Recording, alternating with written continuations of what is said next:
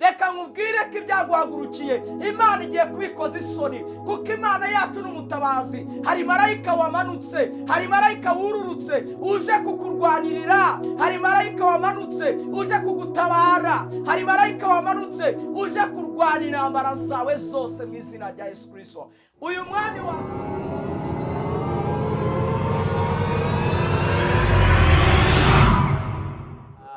umekumenye ibyo nigishwa n'uburabyo n'inyoni mukiza mwishingikirizeho yeza ushaka mushorera nuko menye nyiri mu makuba amahoro adashira yeza ushaka mushorera nuko menye nyiri mu makuba amahoro adashira ngeza ushaka mushorera nuko menye nyiri mu makuba amahoro adashira.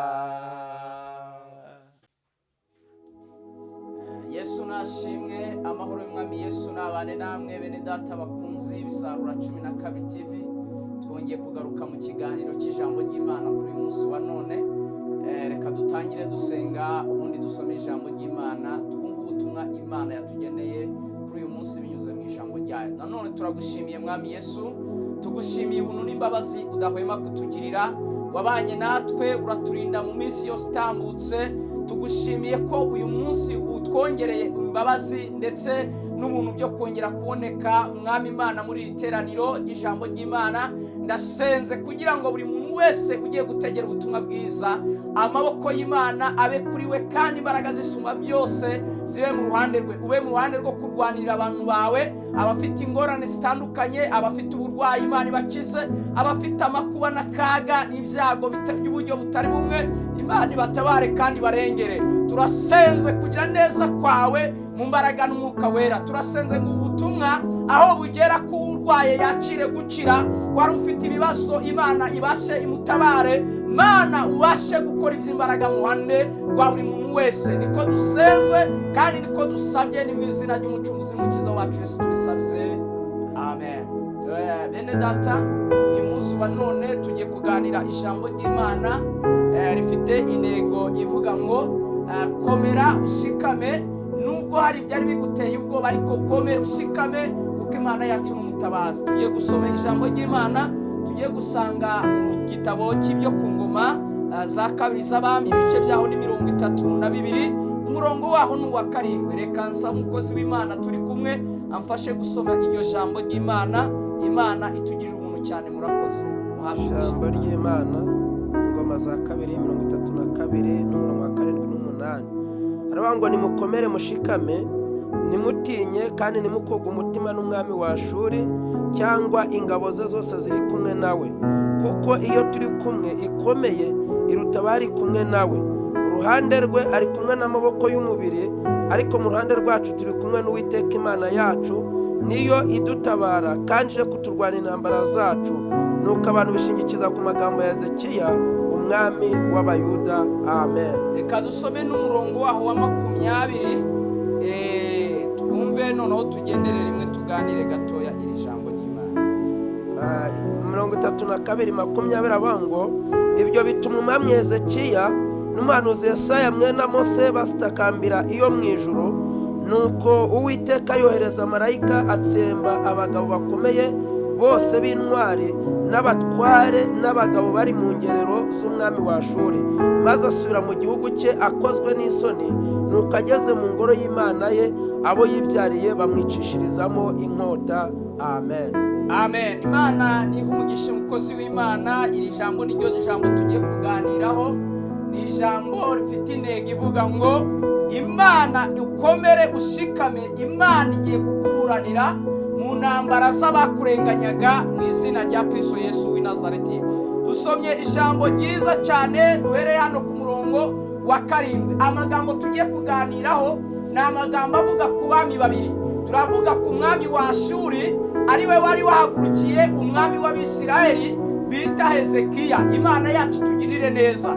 Uyu mwami wa Ashuri bita Senakeribu, Bibiliya iravuze ngo yigeze ahagurukira umwami w'Abisirayeli bita Hezekiya, ahagurukira kuza kumurwanya, ashaka kumunyaga igihugu, mu yandi magambo ashaka kumugira umukorone w'igihugu ciwe. Ariko birengagiza yuko Abisirayeli babanaga n'Imana rurema, atari Imana y'ibigirwamana. Mu gihe biringiraga Imana y'ibigirwamana zo mu gihugu cya Ashuri, ariko Abisirayeli bari kumwe n'Imana, Imana rurema, Imana yo mu ijuru, Imana itugirira ubuntu cyane. Iki gihe hariho igihe cy'intambara rero zo kubarwanya kugira ngo banyage igihugu ndetse bagira abaretwa babo, ariko kandi bari bafite Imana muvugizi yajyaga ibavugira mu buzima bwabo. We mwene data mukundwa, wowe uneze amatwi uyu munsi wa none kuri uyu mwanya, nagira ngo mutangarize, nubwo uhuye n'ibibazo, nubwo uhuye n'amakuba, nubwo uhuye n'ibishaka kunyaga ngo bikujyane mu buretwa, hari igihe ubuzima bushaka kujyana mu buretwa bw'imibereho kugira ngo bugushyire mu gika cyo kwiganyira no kwiheba ndetse no kumva yuko bigucikiyeho. Ariko uyu munsi ndagutangariza iri jambo rivuga ngo Imana ikuburanire kandi Imana ikurwanirire, kuko turi kumwe n'Imana ikomeye, turi kumwe n'Imana idutabara, turi kumwe n'Imana iturwanirira mu bibazo byose, mu ngorane zose, mu kaga duhura nako. Ndagira ngo mubwire ngo humura, komera kandi ushikame. Imana twizeye ni Imana y'inyembaraga, Imana twizeye ni Imana y'amaboko, Imana twizeye ni Imana idutabara no mu gihe duhuye n'akaga, no mu gihe duhuye n'amakuba. Imana yacu ibasha kudutabara mu izina rya Yesu. Aho uherereye mu gihugu urimo, mu ntara zitandukanye muherereyemo, ndagira ngo utangarizeho neza amatwi, mubwire ngo Imana dukorera, Imana twizeye, Imana rurema, ni Imana igiturwanira no mu gihe intambara zaduhagurukiye, mu gihe ba Senakeribu bahagurutse, mu gihe umwami wa Ashuri yahagurutse, igihugu cya Ashuri cyahagurutse ku buzima bwawe. Ndagira ngo mutangarize ngo tubana n'Imana rurema. Dusomye ijambo rikomeye. Iki gihe rero ngo Hezekiya yari yatumweho n'uyu Senakeribu, amutumaho inzandiko zo kumutera ubwoba no kumutuka ndetse no kumusebya no kumusuzugurana n'Imana. Bibiliya ivuga neza yuko Hezekiya amaze kumenya amakuru n'urwandiko rumutuka n'umukozanya isoni n'Imana yabo rwari rumaze kumugeraho, arazamuka ajya imbere y'Uwiteka, arurambura imbere y'Imana, arupfukamaho, aravuga ngo Mana ngwino urebe amagambo ya Senakeribu umwami wa Ashuri yagutumyeho. Umva n'ibitutsi yagututse, yavuze kuri Imana idashoboye, yavuze kuri Imana itagira icyo ukora, nagutabara kukubonekamo. Mbese aregera Imana, yereka Imana, aravuga ngo uri Imana izi gusoma, uri Imana izi kwirebera, uri Imana izi kumva. Ngwino wumva amagambo ya Hezekiya umwami wa Ashuri yagutumyeho agusuzugura gutuka. Ngwino unegera amatwi Uwiteka. Senakeribu yagusuzuguye, nuko amaze kwereka Imana iki kirego, amaze kukibwira, arahindukira aramanuka, araza abwira abaturage, kuko n'abari batinye bakuwe umutima n'amagambo y'uyu mugabo Senakeribu umwami wa Ashuri. Hezekiya umwami araza arabwira ngo rero bene data, nimukomere kandi mushikame, ndetse nimukurwe umutima n'umwami wa Ashuri cyangwa se ingabo ziri kumwe nawe, kuko mu ruhande rwe ari kumwe n'amaboko y'umubiri, ariko mu ruhande rwacu turi kumwe n'Uwiteka Imana yacu. Nije kuturwanirira, nije kudutabara, nije kurwana n'intambara zacu zose. Ngo abantu bumva ayo magambo ngo bahita basubiramo imbaraga, ngo barakomera bishingikiriza ku magambo ya Hezekiya umwami w'Abayuda. Imana itugirire ubuntu cyane. Mukundwa mwene data, ishingikiriza ku ijambo Imana yavuganye nawe, ishingikiriza ku cyo Imana yakuvuzeho. Yewe nubwo waba ntacyo Imana yari yakuvugaho, nagira ngo mutangarize, wowe uteze ukaba wumvishije iri jambo, ishingikirize kuri iri jambo. Muri iri jambo harimo ubutabazi. Imana ni Imana ivuga ibyo izakora, ni Imana ivuga ibyo izasohoza. Ntabwo Imana yacu ijya ivuga ibintu itazakora. Imana y'amahoro itugirire ubuntu cyane. Bibiliya ivuze ngo iki? Ngo abantu bishingikiriza ku magambo ya Hezekiya. Nari mubwiye ngo na ibihe umazemo, cyangwa se igihe umaze uhura n'amakuba atandukanye, uhura n'ingorane zitandukanye, nagira ngo mubwire ngo ishingikirize ku cyo Imana yavuze. Turasimbutse tusoma ku murongo wa 20. Ku murongo wa 20 tuhasanze ijambo rivuga ngo iki? ngibyo bituma umwami Hezekiya n'umuhanuzi Yesaya bene Mose ngo batakambira iyo mu ijuru. Imana itugirire neza. Wowe wari ufite ingorane, wari ufite akaga n'ibibazo bikomeye, nagira ngo mubwire ngo pfuka mutakambira iyo mu ijuru. Ireba uburyo ki wapfukamira Imana, nuwarangiza ukakambira Imana. Imana ni umukiza, Imana ni umutabazi. Imana yatabaye Hezekiya ikamutabarana n'Abayuda, nawe niyo Mana yagutabara.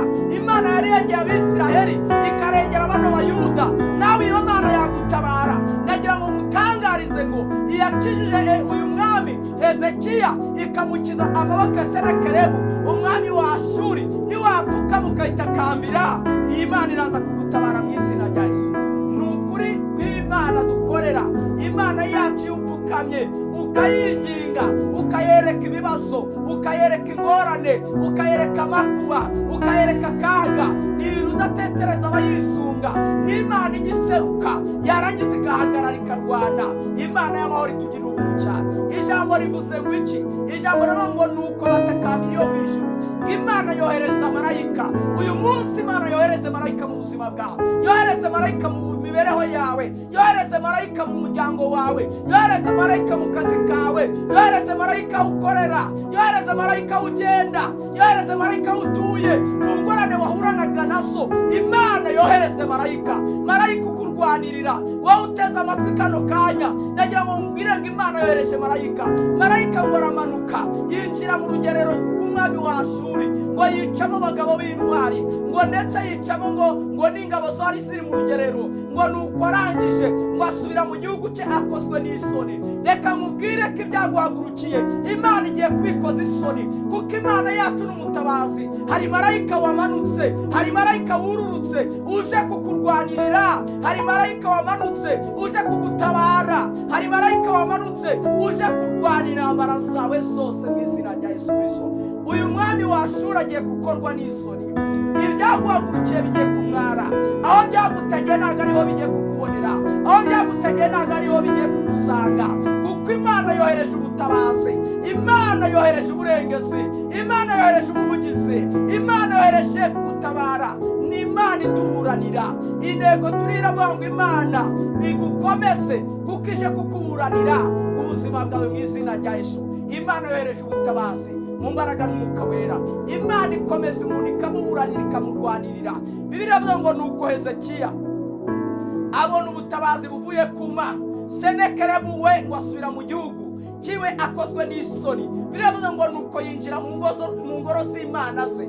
Ibyo biringiye nibyo bigiye kubica, ibyo biciririye nibyo bigiye kubakoraho. Ngo yinjira mu ngoro z'Imana ze akozwe n'isoni. Bagiye kujya imbere y'ibyo biringiye, bagiye kujya imbere y'amaboko biringiye, bamwaye bakozwe n'isoni, kuko amaboko aturwanirira ni amaboko y'Imana ikomeye, ni amaboko y'Imana isumba byose, ni amaboko y'Imana ishobora byose. Imana ije kukurwanira mu izina rya Yesu Kristo w'i Nazareti. Ngo asubiye mu ngoro z'Imana ze, ngo abo yibyariye bamwicishirizamo inkota. Nari nshatse kuvuga ngo akaga wari uhuye nako ke kuguhagarika umutima. Wepfuka mutakambira iyo mu ijuru, wepfukama winginga Imana, wepfuka muhamagara Imana. Imana izagutabara mu izina rya Yesu Kristo umucunguzi wacu. Mwene data mukundwa, nari ngize ngo mubwire ngo humura, Imana ije kugukomeza. Nubwo wari uhuye n'ibigutenebura, nubwo wari uhuye n'ibiguca intege, nubwo wari uhuye n'ibikwihebesha, nubwo wari uhuye n'ibintu bigukura umutima, ariko ndeka mubwire ngo Imana yohereje marayika. Banyarwanda, Imana yohereje marayika. Bene data nshuti z'igihugu cyacu, Imana yohereje marayika. Imana yohereje marayika mu buzima bwawe. Imana ije kohereza marayika ukurwanirira. Hari imiyaga n'imiraba bihagaze, hari ibyago n'amakuba bicecetse. Imana ije kurwana ku buzima bwawe. Imana yabera itugira umuntu cyane. Reka ncugikire hano ubutumwa bw'uyu munsi uvuga ko Imana ije kukurwanirira kandi Imana ije kukurengera. Ubundi dusenge, ubundi Uwiteka Imana naguhagarareho cyane. Turagushimiye nanone Mwami Yesu, Mwana w'intama w'Imana isumba byose. Uyu munsi wa none rengera mwene data, rengera mushiki wacu waruteze amatwi ategera amatwi ubutumwa bwiza. Uko rengera Abayuda, abariko urengera n'uyu nguyu uteze amatwi. Uko rengese Hezekiya umwami w'Abayuda, abari kurengera n'uyu nguyu mwene data uteze amatwi. Rengera abantu bawe Mana, rengera ubwoko bwawe Jehova. Turabasengera mu izina rya Yesu. rengera uyu nguyu wari urwaye mwami Imana ari ku gisasiro atabona uko agira, murengera mu mbaraga n'umwuka wera. Wageze ku irembo bita Ryiza, uhagurutsa Petero na Yohana, bahagurutse icyari ikirema cyari cyamaze igihe cyahoraga gisabiriza. Wereye none mwami, hari abantu baremariye mu buzima bugoye, aka kanya Imana bahagurutse, aka kanya Imana batabare, aka kanya Imana barengere. Niko dusenza mu izina ry'umucunguzi w'umukiza wacu Yesu tubisabye twizeye, amen.